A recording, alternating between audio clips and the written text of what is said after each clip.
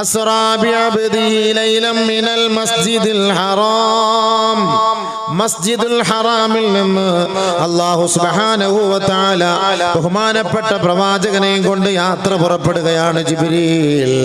എവിടേക്കാണ്? ഇലൽ മസ്ജിദിൽ അഖ്സാ. മസ്ജിദുൽ അഖ്സ വരെ. എന്തിനാണ് മസ്ജിദുൽ അഖ്സയിൽ എത്തിയത്?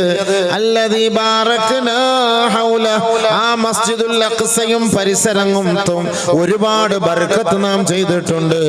ലിനുരിയഹു മിൻ ആയാതിനാ. നമ്മുടെ ദൃഷ്ടാന്തങ്ങൾ എന്താണെന്ന് വെളിപ്പെടുത്തി കാണിച്ചു കൊടുക്കാൻ വേണ്ടിയത്രേ. അല്ലാഹുവിന്റെ റസൂലിനെ ബൈത്തുൽ മുഖദ്ദസിൽ ഇറക്കിയതിൽ ഒരുപാട് സംഭവങ്ങൾ അല്ലാഹു അവിടെ കാണിച്ചു കൊടുത്തുവെന്ന് ഹദീസ് പരിശോധിക്കുമ്പോൾ നമുക്ക് കാണാം. അതുകൊണ്ട് ചെറിയ ഒരു കാര്യമല്ല ബൈത്തുൽ മുഖദ്ദസ്. ഈ ഇസ്രാ മിഅ്റാജിന്റെ യാത്രയും ചെറിയ കാര്യമല്ല. മഹാനായ പ്രവാചകൻ സ്വല്ലല്ലാഹു അലൈഹി വസല്ലമ തങ്ങളെ ഈ യാത്രയ്ക്ക് തുടക്കം കുറിക്കുമ്പോൾ തന്നെ ജിബ്രീൽ വന്ന് ആ ഖൽബ് ശുദ്ധിയാക്കുകയാണ്.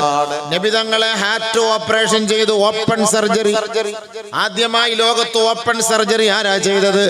ജിബ്രീൽ അലൈഹിസ്സലാത്തു വസ്സലാം. ആദരവായ റസൂലുള്ളാഹി തങ്ങളെയാണ്, ഹബീബായ തങ്ങളെ 3 പ്രാവശ്യം ഓപ്പൺ സർജറി ചെയ്തതായിട്ട് ഹദീസിൽ കാണാം. ആ ഖൽബ് നബി തങ്ങളുടെ ഖൽബ് എടുത്ത്, മുബാറക്കായ ഖൽബ് ബഹുമാനപ്പെട്ട ജിബ്രീലിന്റെ കൈകളിൽ എടുത്ത് സംസം വെള്ളം കൊണ്ട് കഴുകി ശുദ്ധിയാക്കി ഇൽമും ഹിക്മത്തും നിറച്ചിട്ടാണ് അല്ലാഹുവിന്റെ പ്രവാചകനെയും കൊണ്ട് ഈ ബുറാഖിലൂടെ യാത്ര തുടങ്ങിയത്. ജിബ്രീൽ അലൈഹിസ്സലാത്തു വസ്സലാമാണ് അതിന് നേതൃത്വം കൊടുത്തത്. ജിബ്രീൽ അലൈഹിസ്സലാത്തു വസ്സലാം ഈ മൃഗത്തെ കൊണ്ടുവരികയാണ് നബി തങ്ങളുടെ മുന്നിലേക്ക്. പരിശുദ്ധമായ മക്കയിൽ അതിനെ കെട്ടിയിടുകയാണ്. അള്ളാന്റെ റസൂലിന്റെ അരികിലേക്ക് അതിനെ കൊണ്ടുവരുമ്പോ അത് വല്ലാതെ ആടുകയാണ്, ചാടുകയാണ്, വാലിട്ടടിക്കുകയാണ്. ജിബ്രീൽ അതിന്റെ മുകളിൽ ഒരടി കൊടുത്തിട്ട് പറഞ്ഞു, മഹ് നീ അടങ്ങണേ, നീ അടങ്ങണം കേട്ടോ, നീ ചാടരുത് കേട്ടോ. ആരാണ് നിന്റെ മുകളിലേക്ക് കയറാൻ പോകുന്നതെന്നറിയോ? ലോകത്തിതുപോലൊരു യാത്രക്കാരനെ നിനക്ക് ലഭിക്കൂല കേട്ടോ. ജിബ്രീൽ അലൈഹിസ്സലാത്തു വസ്സലാം ആ ബുറാഖിനെ പറഞ്ഞു മനസ്സിലാക്കുകയാണ്. ഫൗഖൽ ഹിമാരി ദൂനൽ ബഗ്ല.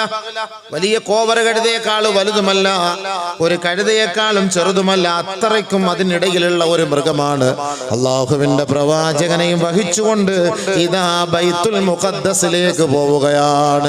ജിബ്രീൽ അലൈഹിസ്സലാത്തു വസ്സലാം അതിനെ നിയന്ത്രിക്കുമ്പോ പോകുന്ന വഴിയിൽ ഇതാ ഒരു വയസ്സിയെ കാണുകയാണ്. ഹബീബായ